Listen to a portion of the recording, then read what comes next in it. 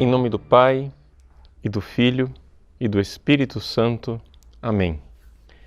Inspirai, ó Senhor, as nossas ações e ajudai-nos a realizá-las, para que em vós comece e para vós termine tudo aquilo que fizermos por Cristo, Senhor nosso. Amém. Santa Maria, Mãe de Deus, rogai por nós. Em nome do Pai, e do Filho, e do Espírito Santo. Amém. Boa noite a todos. Uma alegria estarmos juntos nesta noite, iniciando aqui o mês de setembro, mês dedicado aqui no Brasil à Sagrada Escritura. Se o pessoal de Portugal, outros países de língua portuguesa estiverem acompanhando, talvez tenham estranhado na nossa newsletter que nós mandamos para todo mundo, falando de setembro como mês da Bíblia, mas é que é já uma tradição aqui no Brasil dedicar o mês de setembro à Sagrada Escritura. Então, vamos meditar um pouco hoje sobre a importância da Sagrada Escritura na nossa vida espiritual. Eu gostaria de iniciar falando da necessidade, da Sagrada Escritura para a Igreja como um todo. Depois a gente vai e aplica isso para a nossa vida espiritual especificamente. Veja só, Santo Agostinho, ele define aquilo que é a missão de um bispo. E a missão do bispo, ele diz com toda clareza, é meditar a palavra de Deus e ensinar o povo. Ou seja, esta realidade é que gera a igreja. O bispo, ele é aquele que deve gerar a igreja. Os padres, claro, são seus colaboradores, mas a geração da igreja se dá nesta realidade da meditação da palavra de Deus pessoal e fazer com que isso então se torne a forma de frutificar a vida na igreja com o povo. E isso é fundamental, isso é de uma importância extraordinária para a vida da igreja, porque a igreja ela é gerada exatamente por essa realidade da palavra acolhida pela fé. Os sacramentos são importantíssimos, sem dúvida alguma, mas os sacramentos, sem que as pessoas tenham fé, sem que as pessoas estejam dispostas e abertas para a verdade, eles têm uma eficácia muito limitada, porque afinal das contas não é uma mágica o cristianismo. Então, aqui está a realidade. É interessante, eu me lembro de uma conferência que o cardeal Ratzinger fez para os bispos na Europa. Vocês sabem que, assim como nós temos aqui na América Latina o CELAM, lá na Europa, eles têm também a conferência do episcopado europeu. Muito bem. O cardeal Ratzinger fez uma palestra para os bispos da Europa.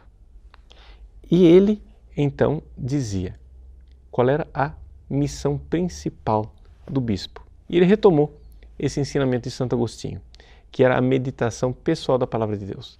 E é interessante isso, porque na Europa, em muitos lugares, bispos delegam para assessores escreverem as suas homilias. E o cardeal Ratzinger dizia não.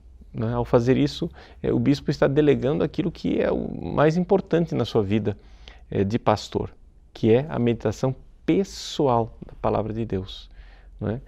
E aqui o Ratzinger mostrou-se então esse grande agostiniano, seguidor do ensinamento de Santo Agostinho. Mas se você for ver, essa é uma grande tradição dentro da própria igreja.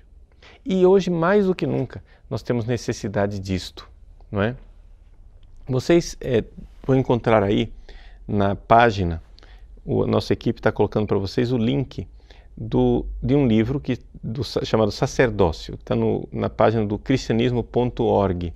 Eu aconselho vocês também a conhecerem essa página, cristianismo.org. Ele tem uma quantidade enorme de material para o estudo, o conhecimento das coisas de Deus. É realmente muito bom, muito positivo.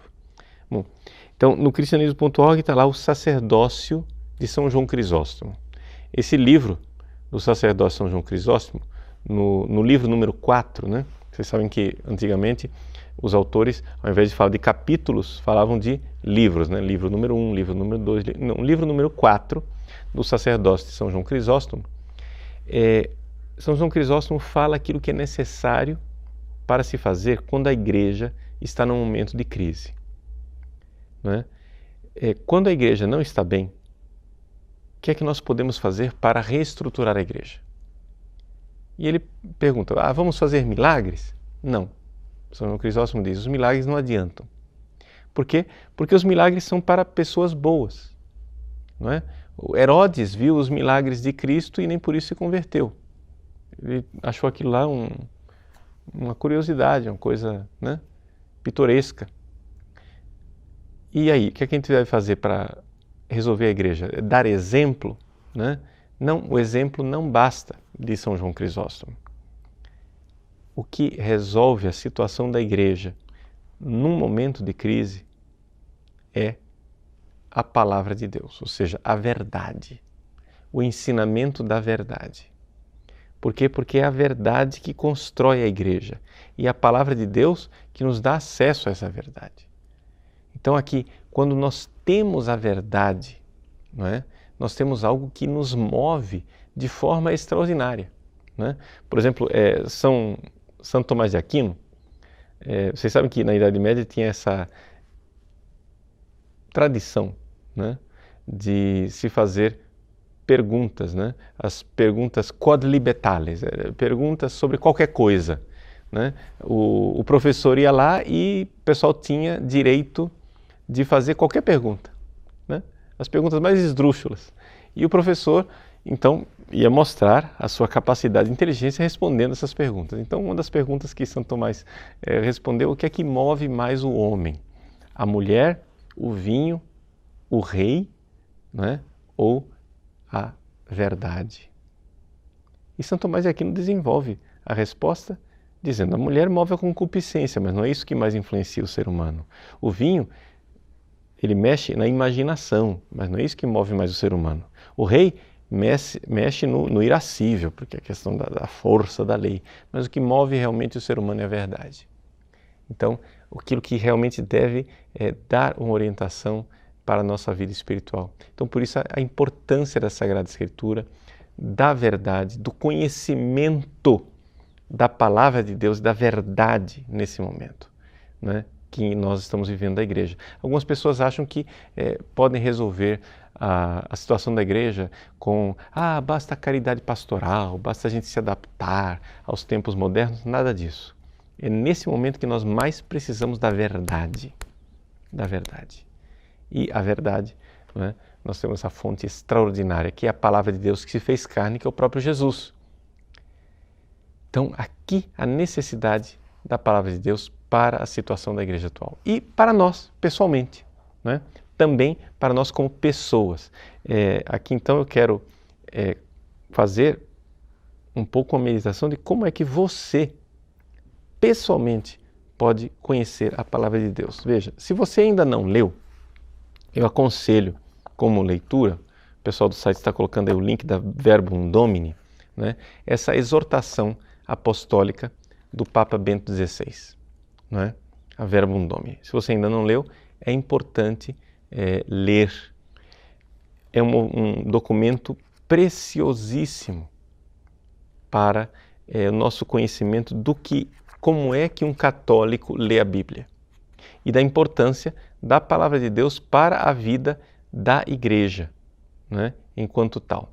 Então, aconselho todos a lerem a Verbum Domini. Agora vejam só, aqui na Verbum Domini, vocês vão encontrar, né, uma série de meditações do Papa, né, ensinamentos dele, né, claro, do Papa a respeito da hermenêutica da Sagrada Escritura na igreja, ou seja, como é que a gente deve interpretar, né, a Bíblia dentro da igreja. Qual é o caminho para você ler a Bíblia de forma frutuosa, de tal forma que a Bíblia não seja uma faca que vai te ferir, né? A Bíblia, ela é extraordinária, ela é uma espada. Você usa uma espada, se você usar bem, ela te defende, faz muitas coisas boas, mas se você usar mal, você pode se ferir, não é isso? Então, como é que a gente deve ler a Sagrada Escritura? A primeira coisa, né, que o Papa nos coloca é que a igreja é o lugar originário da hermenêutica da Bíblia. Ou seja, você quer interpretar a Bíblia, você tem que interpretar a Bíblia dentro da igreja. Eu me lembro do meu professor Karl Becker, que depois foi nomeado cardeal pelo Papa Bento XVI, um jesuíta, quando na sala de aula ele falava assim para todos nós: a Bíblia foi escrita por católicos e para os católicos. Algumas pessoas assim mais sensíveis ao ecumenismo ficaram estarrecidas, mas como?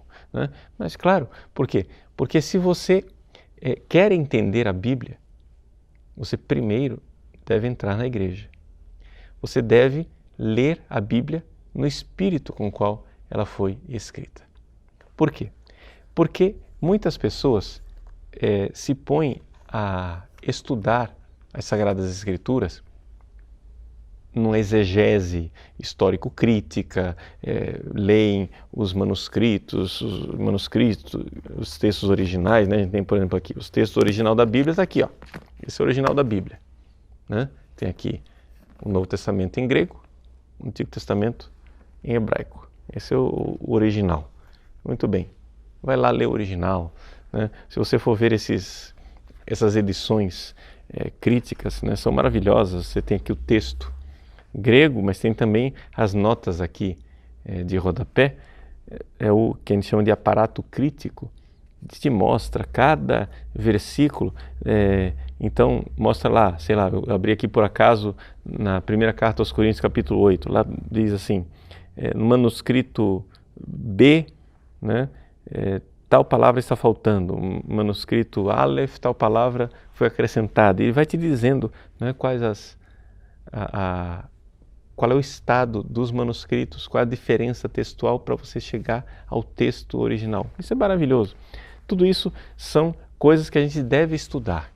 A gente deve usar a nossa racionalidade científica para estudar a Bíblia. Isso é muito importante. Um verdadeiro católico nunca vai contra a ciência, nunca vai contra a razão, quando a ciência é bem feita e quando a razão não é deturpada, né? Tem um famoso livro do Chesterton, né, sobre o Father Brown, o Padre Brown, e ele, num dos episódios, né, sobre o Padre Brown, ele vai contra um criminoso, vai investigar um criminoso, e o criminoso se disfarça de padre, né? E o Padre Brown nota que esse criminoso não era padre coisa nenhuma. E qual foi o deslize do criminoso para que o Padre Brown notasse que ele não é um bom padre, não era padre de verdade? Ele começou a criticar a razão, né? Porque o criminoso pensava, né, esse padre ele deve ser, né, irracionalista.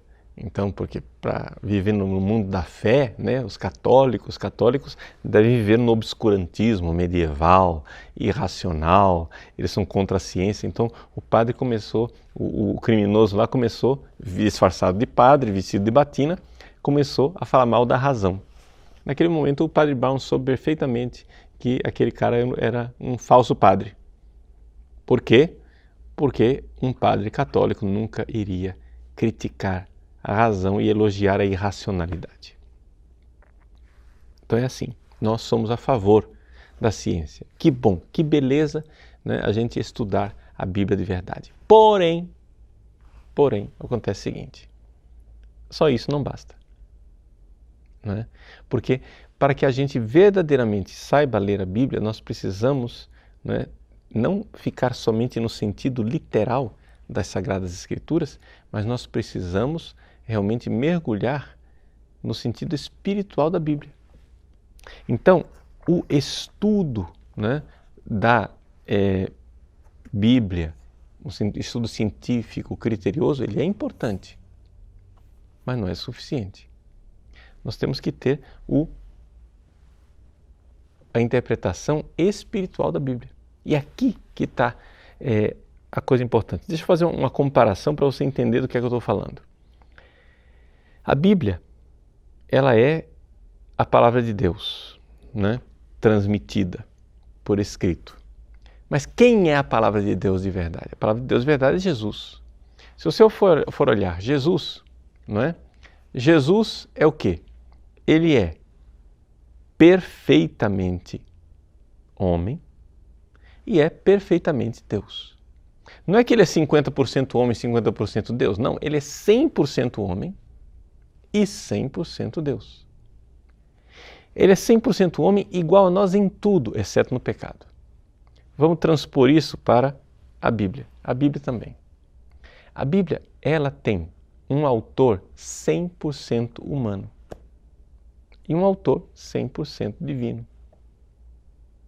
Como Cristo, a Bíblia tem um autor humano que é igual a nós em tudo, exceto no erro, né? Como Jesus é igual a nós em tudo, exceto no pecado, a Bíblia é um livro igual aos outros, exceto no erro.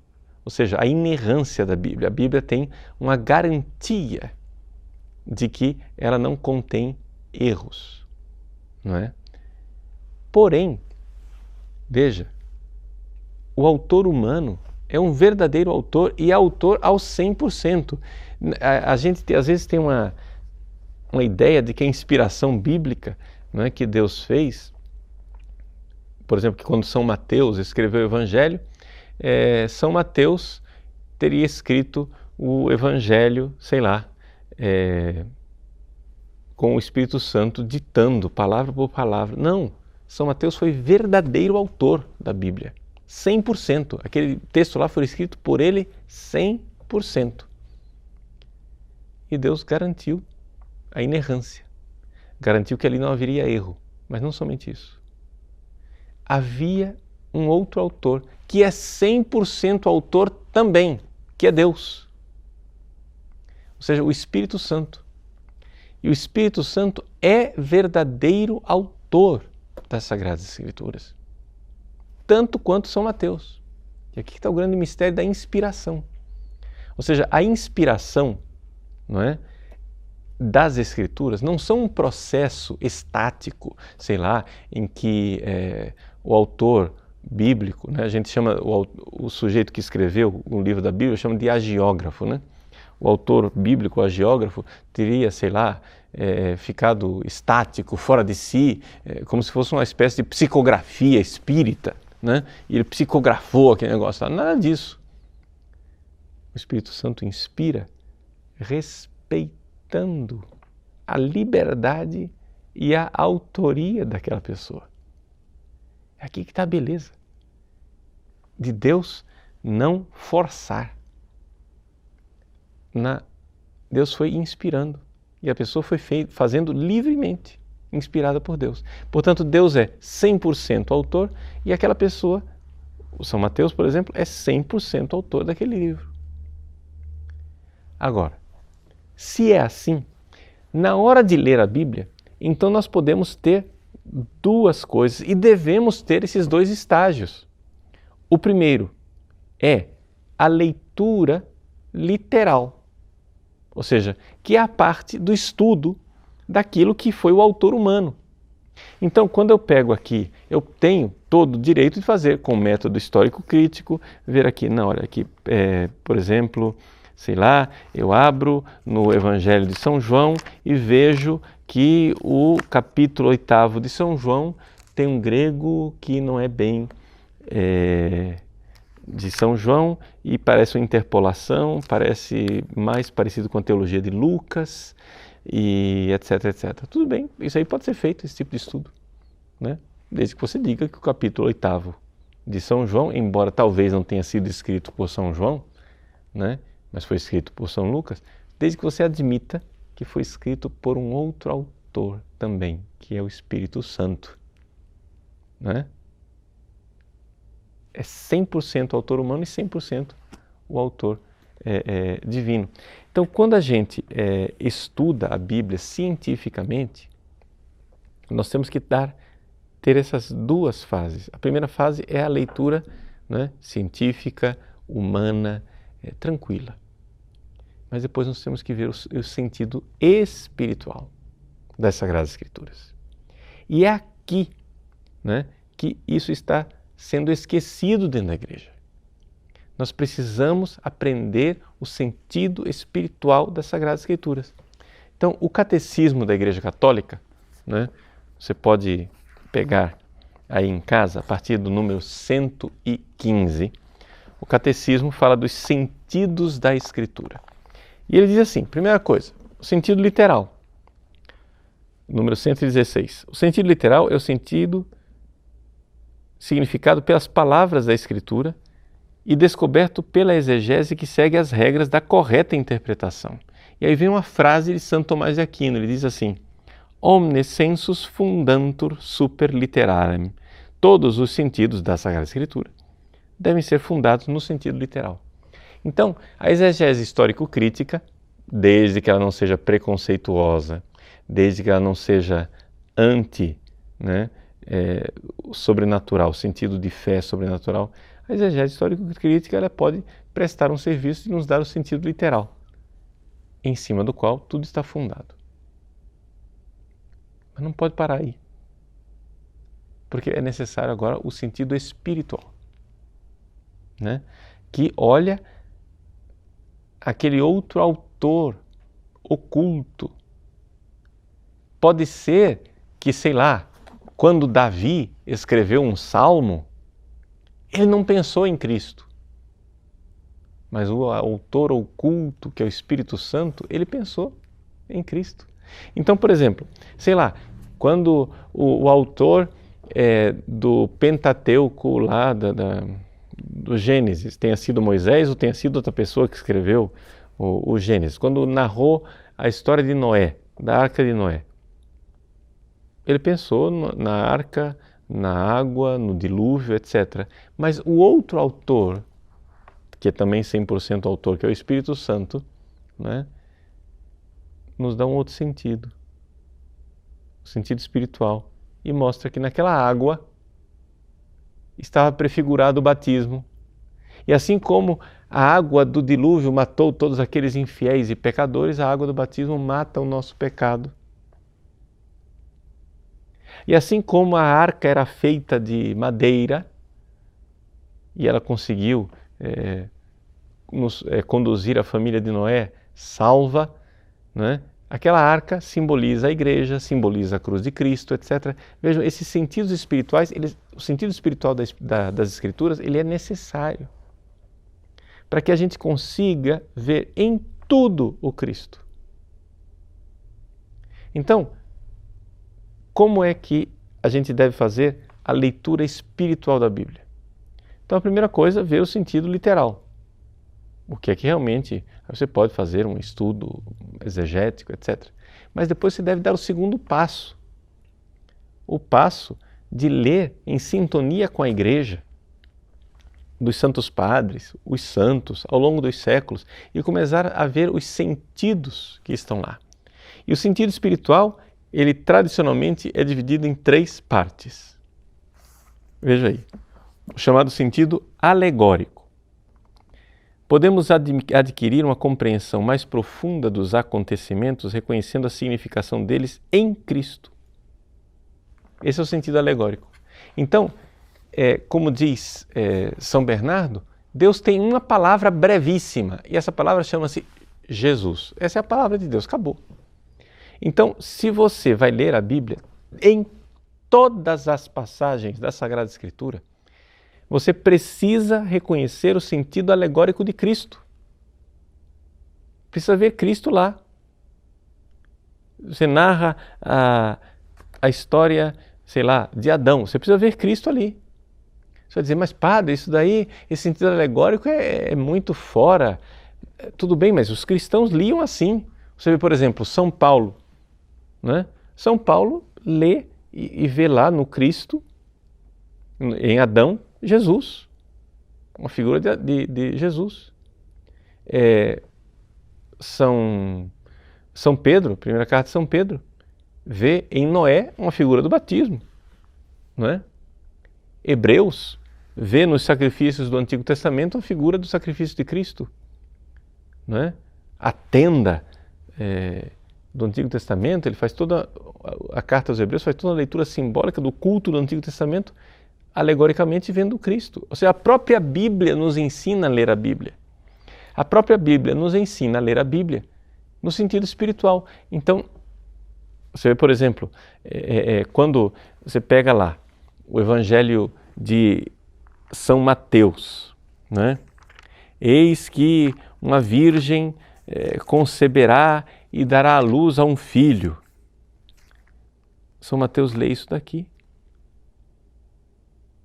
e diz, não, isso daqui, aqui ó, idu repartenos, né, tal, que é uma citação de Isaías 7:14. Eis que uma virgem, ele vai ler naquilo que historicamente não tinha nada a ver com Jesus, porque estava falando da mulher do rei, Acás, né? A palavra parthenos no original não significava literalmente virgem, né? É como a palavra moça para nós em português, né? Eis que uma moça conceberá. Moça, ela tem um sentido duplo, né? Você pode interpretar moça como sendo uma jovem mulher ou moça no sentido de que ela é virgem. Quando pegaram esse sentido duplo, para o grego traduziram por parthenos, que é virgem. Pronto, São Mateus embarcou na história e disse, olha, tá vendo? Já estava previsto lá. Essa é a chamada leitura tipológica, espiritual. Então, se você lê a Bíblia no Antigo Testamento, mas não consegue ver Jesus na Bíblia, você não está lendo de forma completa. Então, você lê o sentido literal, você precisa encontrar o Cristo. E quem ensina você a encontrar o Cristo ali é a exegese tradicional da igreja, os santos, né? E assim por diante. Então, o seu sentido alegórico, primeira coisa. Então, o sentido espiritual, em primeiro lugar, ele é alegórico. Alegórico quer dizer o quê? Que você tem que ver Jesus em todas essas coisas. Né? O próprio Jesus nos ensinou a ler alegoricamente quando ele, por exemplo, contou parábolas e fez a interpretação alegórica dessas parábolas. O próprio Jesus usou alegoria quando ele disse, destruí este templo e eu reconstruirei em 3 dias. Estava interpretando o templo como sendo o templo do corpo dele. Quer dizer, o próprio Jesus nos ensina alegoria. Segundo sentido, sentido moral. Ou seja, os acontecimentos relatados na Escritura devem conduzir-nos ao justo agir. Eles foram escritos para a nossa instrução, diz São Paulo aos Coríntios. Então, para que a gente saiba se comportar bem. Então, quando você lê a Bíblia, existe sempre ali algo que é verdadeira luz para os seus passos. Né? A Escritura é luz para os meus passos, onde que eu devo agir. Então, é uma lanterna colocada ali para iluminar o próximo passo que você deve dar, o sentido moral. E o terceiro sentido é o chamado anagógico. Né? Podemos ver realidades e acontecimentos com sua significação eterna, conduzindo-nos, em grego, anagogé, né? Para a nossa pátria. Né? Gogen é conduzir, anagogé é conduzir para cima. Assim, a igreja na terra é sinal da Jerusalém celeste. Então, quando você lê a Bíblia, você deve também ter esta finalidade última. Né? Nunca leia a Bíblia olhando só para esta terra. Sempre consiga ler a Bíblia e pense no céu. Pense naquilo que nós viveremos lá. E aí você estará lendo a Bíblia de forma saudável. Então veja só. Estou dando aqui uma orientação para você bem prática, bem concreta. Você vai ler a Bíblia. Você lembra? Então, 2 autores. Mas são autores ao 100%, não é que é 50-50, né? 50% um, 50% o outro. Não. 100% um autor humano e 100% um autor divino. Como que o Espírito Santo conseguiu ser autor da Bíblia, né? Sem macular, digamos assim, a autoria do autor humano? Assim como Jesus, né, é 100% Deus e é 100% homem. Acontece um fenômeno, né, paralelo. E assim como Jesus é 100% homem e não peca, a Bíblia tem 100% um autor humano e não tem erros. O Espírito Santo inspira. Então você tem essa primeira parte. A primeira parte é saber o sentido literal. A segunda parte você vai então ver o sentido espiritual. O sentido espiritual é o quê? Encontrar o Cristo, encontrar uma lição para o seu comportamento, para o seu agir, né? Claro, esse agir, atenção, sempre inspirado pelo Cristo, tá? Porque é interessante, o Antigo Testamento, Santo Agostinho, por exemplo, teve uma dificuldade enorme de aceitar a Bíblia no Antigo Testamento, porque via aquela carnificina, aquelas loucuras, mortes e crueldade, etc. Mas como isso pode ser, né, uma palavra de Deus? Até que ele finalmente encontrou a leitura da igreja e começou a ler a Bíblia à luz de Cristo. E então ali você começa a ver o Cristo, não é? Sei lá, por exemplo, Absalão, o filho de Davi, que saindo correndo da guerra, fica pendurado na árvore pelos cabelos, né? Ele devia ser bem cabeludo, né? Então, a vantagem de ser careca como o padre Paulo Ricardo, eu nunca ia ficar pendurado na árvore, né? Absalão, cabeludo, ficou lá pendurado. Bom, aí veio o sujeito, acho que Joabe, se não me engano, e foi e matou Absalão. Quer dizer, Absalão, filho do rei. Quando Davi ficou sabendo que Absalão morreu, Davi começa a lamentar e começa a chorar a morte de Absalão. É toda uma confusão de mortes e de brigas, que se eu for pegar no sentido literal, simplesmente, o que é que você vai aprender disso tudo? Né? Mas se você interpreta com o sentido do Cristo, você vê que o filho do rei, pendurado numa árvore, é o Cristo crucificado. E o pai que lamenta a morte do filho, Davi, aqui é o pai do céu. E você começa a ver, né, esse sentido alegórico. A partir desse sentido alegórico, então você vai e coloca uma regra moral. Né? A regra moral está clara, porque é sempre quem é a regra da nossa moral é o Cristo, né? É o seguimento de Cristo. Como é que o Cristo, então ali, Absalão, que era um usurpador que tentou tirar o trono de Davi, agora se transforma num exemplo para nós, não pela sua usurpação, né? Mas pelo sacrifício de morrer, como Cristo morreu na cruz. Você tira um sentido moral. E a terceira coisa, o anagógico, né? Nos fala do céu. A gente tem que realmente olhar para o céu. E uma das tragédias da igreja hoje em dia é exatamente isso. Ou seja, a gente como que colocou viseiras, nós não enxergamos, não olhamos para o alto, nós estamos para baixo. Então, o pessoal quer transformar a sociedade, quer fazer um mundo melhor, isso e aquilo, mas ninguém olha para Jerusalém celeste, ninguém olha para a felicidade e a salvação eterna que Deus quer colocar para nós. Então, se você ler a Bíblia dessa forma, você está lendo a Bíblia conforme a igreja lê, né? Então, aí você tem o famoso dístico medieval, que é citado aqui, mas é citado também pelo próprio Papa Bento XVI na exortação Verbum Domini, que é litera gesta docet, quid credas alegoria, moralis quidagas, quotendas anagogia. Tradução do catecismo. A letra ensina o que aconteceu.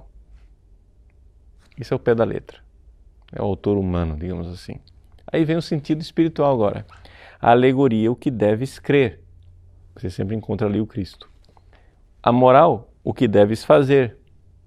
E a anagogia, para onde deves caminhar. É assim que se lê a Bíblia na Igreja Católica, né?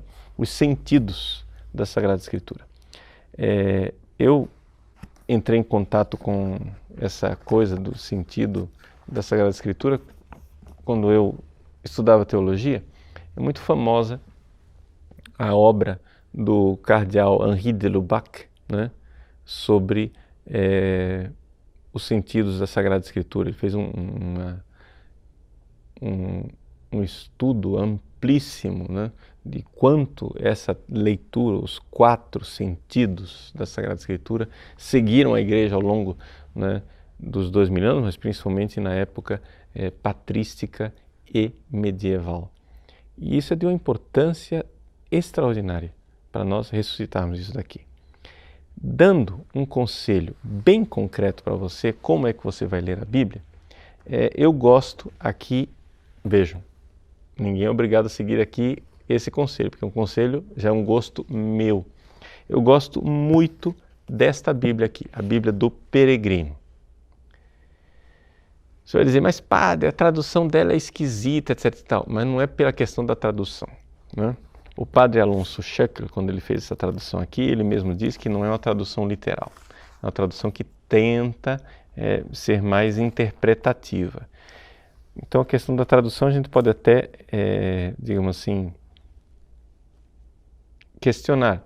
Ele diz, não é uma tradução para ser usada na liturgia, não é uma tradução para ser usada em textos oficiais, é uma tradução para você entender o significado, né, que está por trás, ajudando você aquele primeiro passo que é o sentido literal. Só que eu gosto muito das notas de rodapé, mais do que da tradução, eu gosto das notas de rodapé, por quê? Porque o padre Alonso Schöckl faz uma coisa que raramente os exegetas fazem hoje em dia, que é interpretar a Bíblia com a própria Bíblia. Ele lê a Bíblia como um todo. O Papa Bento XVI, na sua exortação apostólica, né, ele fala isso com muita clareza, né, quando ele diz da estrutura da Sagrada Escritura como sendo um todo, uma realidade única. E isso daqui os exegetas estão fazendo um péssimo trabalho. Muitos exegetas pegam a Bíblia e estraçalham em pequenos pedacinhos. Então você não pode mais nem ler o Evangelho de São João como um todo. Não, essa seção aqui foi escrita por tal coisa, isso aqui é uma interpolação e não sei o que e tal, então uma coisa não pode ler junto com a outra. Não, a igreja não faz isso. Você pode fazer esse estudo no sentido literal, pode se servir para alguma coisa, ótimo. Mas depois, na hora do sentido espiritual, nós lemos a Bíblia toda à luz de Cristo, ela é um todo, porque ela tem um único autor, que é o Espírito Santo. Os autores humanos podem ser diferentes, mas depois a gente tem que ler conforme esse único autor, que é o Espírito Santo. E o padre Alonso Schöckl, ele faz isso, ele consegue fazer, digamos assim, essas ligações bonitas entre Novo e Antigo Testamento e fecunda bastante a forma de nós lermos. É realmente um homem que pôs a sua ciência a serviço, né, de um sentido eclesial mesmo. Então eu gosto muito da Bíblia do Peregrino por isto. Então assim, ninguém é obrigado a concordar com essa minha opinião. Isso aqui realmente é opinião, tá bom? Então vamos agora fazer um pequeno intervalo e eu estou aí à disposição para responder as suas perguntas a respeito de qualquer coisa que você queira aí, se eu tiver uma resposta, né? Então vamos partilhar, tá joia? Até já, 5 minutinhos. Muito bem, então retornamos aí para partilharmos um pouco, né, com relação à Sagrada Escritura. Começamos com a pergunta do Odair Júnior. Padre Paulo, como reagir diante das diferentes traduções da Bíblia? Também diante das manipulações até mesmo ideológicas? Bom, veja, Odair, a Igreja Católica ela tem uma tradução oficial da Bíblia, que é a Vulgata, não é? A Vulgata Clementina, que foi promulgada pelo Papa Clemente, ela tem, digamos assim, é o texto oficial da Igreja, e a partir do Concílio de Trento, né, para evitar dificuldades com os protestantes que estavam sempre acusando que a Vulgata era insuficiente, etc e tal, que tinha manipulações, que a tradução era mal feita, isso e aquilo, a Igreja disse não. O decreto é o seguinte: a Vulgata ela é o texto suficiente para se conhecer a palavra de Deus. Ponto. Com o Vaticano II, aconteceu então que se resolveu então rever a Vulgata. Em que sentido? No sentido de que houve uma decisão da Igreja de, uma vez que no século XX houve um grande avanço das ciências bíblicas, de se ter um texto oficial onde, seguindo a tradição da tradução da Vulgata, agora fosse revisto para trazer esse texto o mais próximo possível dos originais, sem romper com a tradição da Igreja. É o que nós chamamos de Nova Vulgata, que foi promulgada, né, pelo Papa João Paulo II. Então essa é a tradução oficial da Igreja. Todas as traduções litúrgicas deveriam seguir a tradução as opções da Nova Vulgata, não é? Então, nesse sentido, a tradução que nós temos da CNBB não foi feita obedecendo essa orientação, mas a tradução da CNBB, os próprios responsáveis, o padre Konix, por exemplo, que é responsável de coordenar a equipe, eles dizem que a tradução que está aí, ela ainda é temporária, porque eles estão ainda ajustando essas traduções. Então, cada país deveria ter a sua tradução oficial, né? Para tirar dúvidas, a gente vai na Vulgata, que é a opção oficial da Igreja, para não ficarmos num mar aqui de controvérsias, não é? Exegéticas. Então, essa é a questão das traduções. Então, deveria haver uma tradução oficial. A nossa, da CNBB, ainda é temporária. Então, no Brasil, nós ainda não temos um ponto firme em termos de tradução, né? O Rogério Schmidt. Padre, qual a sua opinião sobre a tradução da Bíblia de Jerusalém? Veja, Rogério, é sempre minha opinião que você está perguntando, né? Então, aqui, muito cuidado, ninguém é obrigado a estar de acordo. Mas eu acho que a tradução anterior, né, ela tinha vantagens e desvantagens. Assim, são duas traduções da Bíblia de Jerusalém, para quem não sabe, né? Tinha a tradução anterior e agora tem essa nova tradução. Eu vejo nos dois textos, tanto o antigo como o novo, limites. Por quê? Embora seja uma tradução boa, científica, existem certas opções interpretativas que são questionáveis. Por exemplo, para dar um exemplo, essa nova tradução, que saiu agora da Bíblia de Jerusalém, quando você vai ler, por exemplo, o hino de São Paulo, no segundo capítulo de Filipenses, que fala do Cristo sendo igual a Deus, né? Você vê claramente que o tradutor interpretou, por opção dele, o texto do segundo capítulo de Filipenses como sendo um texto arcaico em que a pessoa que escreveu aquele hino não pensava que Jesus fosse Deus, mas fosse somente uma figura divina. Bom, isso é uma opção, me desculpe, inaceitável. Em que sentido? No sentido de que a Igreja há 2000 anos interpreta no sentido forte aquelas palavras, não é? Então, para que você vai fazer uma opção exegética dessa? Porque você está pondo em dúvida que Jesus seja Deus? Então, assim, certas coisas que a gente vê que se foi na direção de uma exegese histórico-crítica, desprezando a fé da Igreja. Se você vai fazer uma exegese histórico-crítica, você não pode pendurar a sua fé no gancho e esquecer. E tratar a Bíblia como se fosse um pedaço de texto antigo sem fé.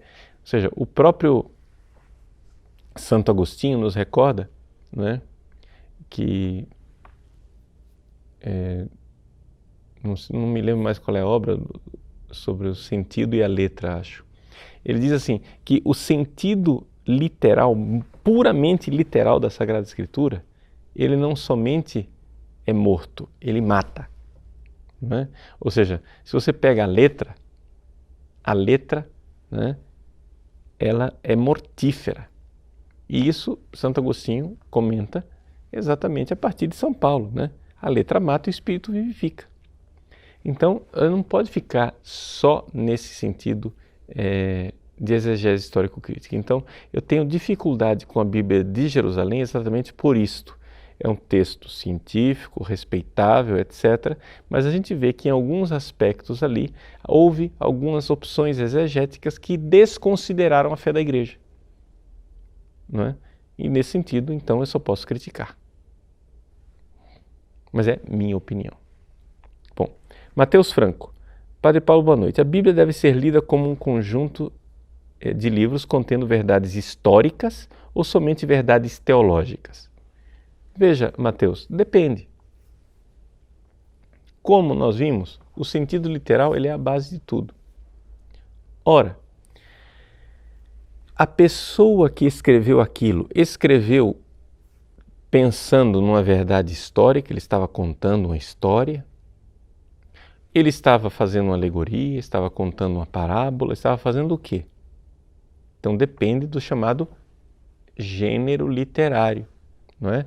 Por exemplo, os evangelhos, não é? Eles são um gênero literário bastante calcado em cima da história, embora façam reflexão teológica em cima da história. Mas as verdades históricas que estão lá no evangelho, né, na sua grande maioria, são realidades históricas, evidentemente. Não é? Se a gente for agora cair na maluquice da desmitologização de Bultmann, né? Entmythisierung, você vai terminar perdendo a fé.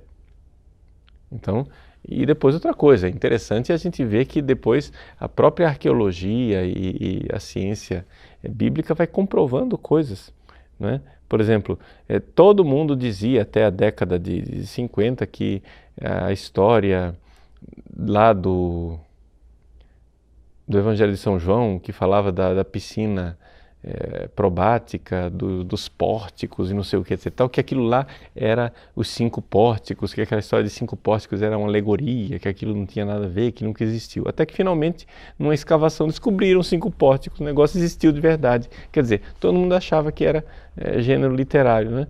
Então aí acontece, o pessoal vai extrapolando, né? A piadinha irreverente, né? Para escarnecer desse pessoal da exegese histórico-crítica, né, é que o anjo Gabriel chegou para a Virgem Maria e disse assim: não temas, Maria, eu sou um gênero literário. Ou seja, você não acredita que existe anjo, então, claro, né, tudo é gênero literário. Então o problema é o seguinte, se você começa a ler a Bíblia sem fé, então para você todo milagre foi gênero literário, anjo é gênero literário, qualquer coisa divina e sobrenatural é gênero literário, porque você, na verdade, você não é um exegeta, você é um ateu lendo um manuscrito antigo. Então, para você, tudo aquilo lá é delírio, né? Então não dá. Fabiane Carla. Por que a Bíblia foi escrita para os católicos? Quer dizer que alguém não nasce num lar católico, não poderá ler a Bíblia e vir a se converter? Pois a própria Bíblia diz: conhecereis a verdade vos libertará, sendo que a verdade é a palavra de Deus. Então, Fabiane, obrigado pela pergunta, porque me dá a ocasião de esclarecer o que eu disse. Não é que a Bíblia não pode ser lida por ninguém, não é? Por aquele que não é católico. A Bíblia pode ser lida por todo mundo. Acontece o seguinte: para verdadeiramente entender o que está lá, você precisa ter fé. As pessoas... Pode acontecer de uma pessoa se converter lendo a Bíblia sem fé. Pode acontecer, mas isso não é comum. A maior parte das pessoas que leem a Bíblia sem fé fazem atrocidades, maluquices, né? Tem a famosa história da conversão do bispo ortodoxo Anthony Bloom. Ele se converteu porque ele era adolescente e ele, como todo adolescente arrogante, ele disse: eu vou dedicar 1 ano da minha vida para mostrar que o cristianismo é uma farsa. Mas ele queria fazer essa obra monumental de destruir 2000 anos de cristianismo sem empregar muito tempo. Então ele chegou para a mãe dele e disse assim: mamãe, qual é o evangelho mais curto? Que eu não quero gastar muito tempo. Aí disse: o evangelho de Marcos. Tá bom, tá aqui o evangelho de Marcos. Ele foi lá ler. Lá estava ele na biblioteca do pai lendo o evangelho de Marcos e durante a leitura ele começou a notar uma presença. Continuou lendo. Daqui a pouco ele começou a notar que aquele Jesus a respeito do qual ele estava lendo estava ali, vivo. E que estava assistindo ele ler. mas isso é um fato extraordinário, né? Ou seja, não vamos supor que isso acontece com todo mundo. Então, a Bíblia, para você entendê-la, você realmente tem que ter fé. Não pense, não caia no erro de achar que colocando a Bíblia na mão de uma pessoa, ela vai ter fé. Não é? Não é o que acontece na maior parte das vezes. O que acontece na maior parte das vezes é que a pessoa pega a Bíblia e lê num espírito completamente contrário. Não é? E é por isso que, por exemplo, existem tantas seitas protestantes. Não é? Por quê? Porque o pessoal pega a Bíblia e faz a Bíblia o que quer. E fazem tanto o que querem que, quanto mais eles continuam lendo a Bíblia, né, a gente só vê os grandes teólogos protestantes com uma séria dificuldade de interpretar a Sagrada Escritura. Por quê? Porque eles não aceitam aquilo que é o princípio interpretativo da tradição. Não é? Então, assim, por exemplo, diante da acusação do Dan Brown, lá do Código da Vinci, de que a Igreja Católica escolheu os livros da Bíblia e que, portanto, os livros da Bíblia são um ato ditatorial da Igreja Católica que rejeitou os evangelhos gnósticos e os outros evangelhos, o que é que os evangélicos podem dizer? Né? Nós católicos dizemos, olha, não foi um ato ditatorial não, mas nós cremos na Igreja. E ela fez o trabalho bem feito, ela escolheu os livros bons e jogou fora aqueles que não eram verdadeiros. E o Cristo nós o conhecemos através daquilo que está na Bíblia. Como é que você vai ler e crer na Bíblia sem antes crer na Igreja? Não é? É muito difícil. Então não é que é proibido ler. Eu só acho que é difícil você crer. Né? Ou seja, só a leitura da Bíblia não dá fé às pessoas. Pode acontecer, veja só o que eu estou lhe dizendo, pode acontecer, eu mesmo te dei um exemplo do Anthony Bloom que se converteu só lendo a Bíblia, mas não é a regra, não é a regra. Né? As pessoas se convertem num contexto eclesial. Muito bem, Renato Carra, Padre Paulo, a Bíblia é sempre atual, tem sempre uma nova luz e já foi interpretada ao todo e não ficaram mais partes sem interpretação. Ah tá, entendi o que ele está perguntando. Está perguntando se já está tudo interpretadinho e não se pode acrescentar mais nada. Não, veja só, Renato. As Bíblias católicas antigas, todas elas traziam no início uma oração pedindo o Espírito Santo. Por quê? Porque existe uma ação do Espírito Santo quando a gente lê a Bíblia. A gente não deve achar que existe aquele princípio calvinista do livre exame das Escrituras, onde cada um interpreta do jeito que quer. Né? Por quê? Porque aí o que você vai dar origem é uma proliferação de seitas onde cada uma interpreta a Bíblia do jeito que quer. Mas, ao mesmo tempo, eu não posso negar que o Espírito Santo esteja em ação quando a pessoa orante, com fé, em sintonia com a Igreja, lê a Sagrada Escritura como a Igreja lê. Você veja, por exemplo, na exortação apostólica do Papa Bento XVI, Verbum Domini, ele diz assim, no número 86, em que ele fala da Lectio Divina, ele cita uma famosa carta de Orígenes, né, a Gregório. Olha que texto interessante. Orígenes, escritor do século III. Dedica-te à Lectio das Divinas Escrituras. Aplica-te a isto com perseverança. Empenha-te na Lectio quer dizer leitura, né? Com a intenção de crer e agradar a Deus. Se durante a Lectio te encontras diante de uma porta fechada, bate e ser-te-á aberta por aquele guardião de que falou Jesus. O guardião abrir-lhe-á. Aplicando-te assim a Lectio Divina, procura com lealdade e inabalável confiança em Deus o sentido das Escrituras divinas que nelas amplamente se encerram. Mas não deves contentar-te com bater e procurar.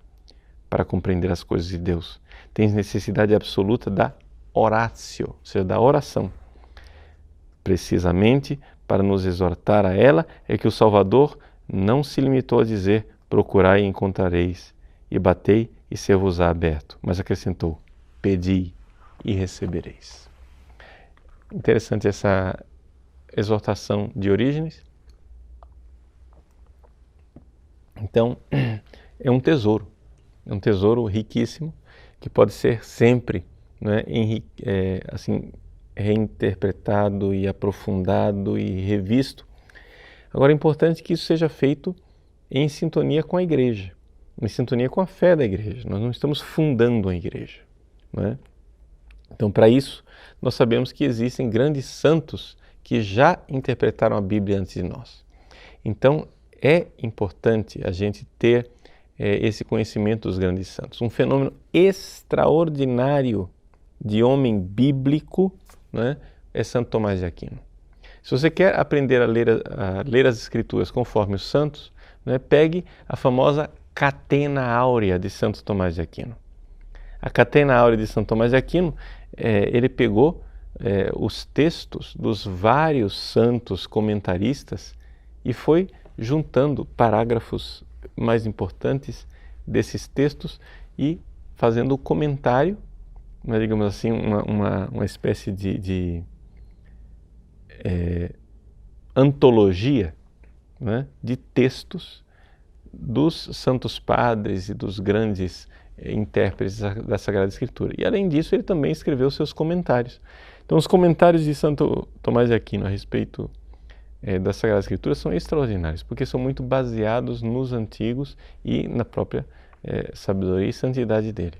Então a gente já tem muitos parâmetros, nós já temos muitas pessoas que leram a Bíblia antes de nós. Então a forma de nós, católicos, lermos a Bíblia é essa. Claro que pode haver discordância, né? Você não precisa aceitar todas as leituras que são feitas. O próprio Tomás de Aquino faz isso. Ele diz, olha, Santo Tomás diz isso, São João Crisóstomo diz assim, mas eu acho que a opinião de Santo Agostinho, eu falei Tomás, né? Agostinho diz isso, Crisóstomo diz isso, mas eu acho que a posição de Agostinho é a melhor. Ou seja, Santo Tomás, né, vê na própria oração, inspirado por Deus, o que é que ele acha que é a interpretação melhor, e isso usando a sua razão, a sua inteligência, que é uma coisa importante, não é? Vamos lá, mais uma pergunta. Maria Helena, Padre Paulo, o senhor pode recomendar algum livro para o estudo da Sagrada Escritura? Digo, um livro que acompanhe todos os livros que acompanhem? Veja, Maria Helena, você pegar uma Bíblia boa com introdução. Então, por exemplo, eu aconselho a própria Bíblia do Peregrino, né? Você quer estudar? Você vai lá, vou estudar o Evangelho de São Mateus. Você pega no início do Evangelho de São Mateus, né? E você tem lá a introdução. Ele te dá uma bela introdução, uma sinopse, autor e data. É um resumozinho de 1,5 páginas. Ótimo. Depois você vai lendo e as notas de rodapé vão te conduzindo. Ele mesmo tem longas introduções, né, para os vários textos e etc. Então, aqui você tem um comentário de todos os livros, né, olhando bem as notas de rodapé. É um comentário que eu aconselho a todos. Existem outros comentários interessantes. Por exemplo, o Scott Hahn, ele está escrevendo junto com um outro autor um comentário à Sagrada Escritura. Vocês conhecem o Scott Hahn? Ele é um antigo pastor protestante que se converteu ao catolicismo, né? E ele está escrevendo aos poucos um comentário às Sagradas Escrituras, que é a famosa Study Bible da Ignatius Press, né? A editora Ignatius, a editora Inácio, lá nos Estados Unidos, né, tem a Bíblia deles, e essa Bíblia está sendo comentada aos poucos, eles estão publicando. Não sei se já terminou em inglês. Mas aqui no Brasil, não é, começaram a traduzir esses em cadernos bíblicos de comentário, né, esse comentário do Scott Hahn, que é interessante porque é popular, ele é, digamos assim, ele tem uma vantagem de que é eclesial, tem toda a erudição de homens que realmente estudaram, mas usam a sua erudição e conseguem transmitir de forma popular. Então está sendo traduzido para o português. A Ecclesiae, a editora Ecclesiae, já agora publicou um primeiro volume sobre São Mateus. Não é? Eu não sei quantos volumes vão ser traduzidos pela Ecclesiae, mas em todos os casos, né, tem esse comentário do Scott Hahn que é bastante popular e interessante. Então aí seriam umas dicas para você conseguir ler a Bíblia e ter um parâmetro, um guia, né? Última pergunta.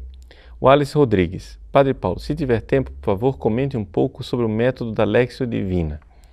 Então veja só, Alice, com relação à questão da Lectio Divina, eu acho que no nosso próprio site nós já temos alguma coisa sobre a Lectio Divina, basta vocês aí digitarem, né, Lectio Divina, que deve aparecer algo que eu já expliquei. Mas é importantíssimo a Lectio Divina porque é a forma de ler a Sagrada Escritura.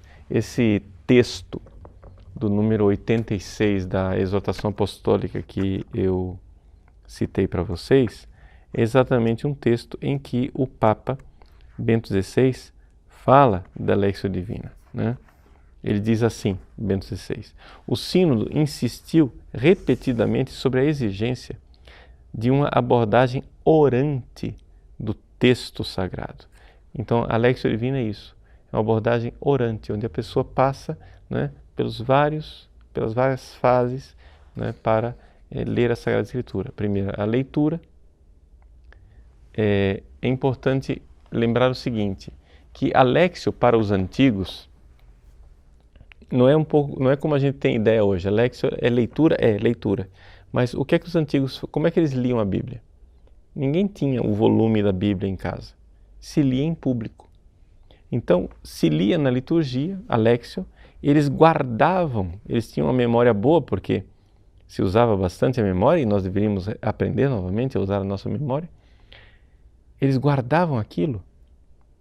Então, ficavam aquelas frases, né, impregnadas, e eles então, a partir daquilo que retinham na memória, a Lectio, né, era como que mandar para a memória frases importantes e um resumo daquilo que foi lido.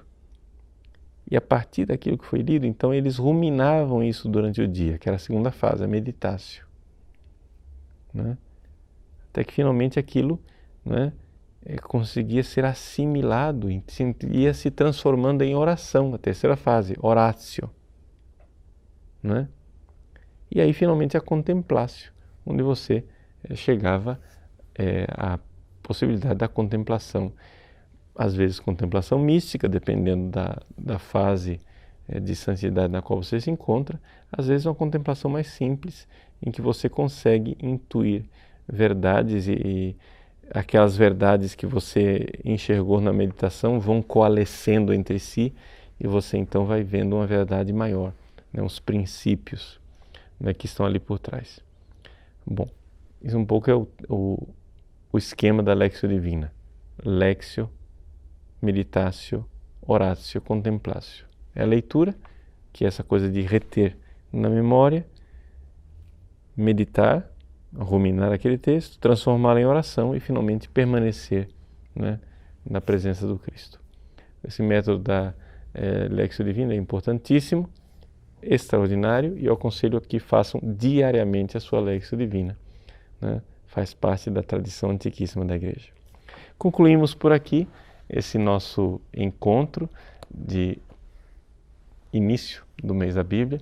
Eu espero que todos vocês fiquem agora entusiasmados para realmente darmos para a nossa vida espiritual toda a força da Sagrada Escritura. A Sagrada Escritura, né, como diz Jesus aos seus discípulos no capítulo 6 de São João, as palavras que eu lhes dei são espírito são vida. Vivamos, então, né, que essa palavra transforme nosso coração e estejamos cada vez mais em sintonia com o Cristo. Deus abençoe você. Em nome do Pai, e do Filho, e do Espírito Santo. Amém.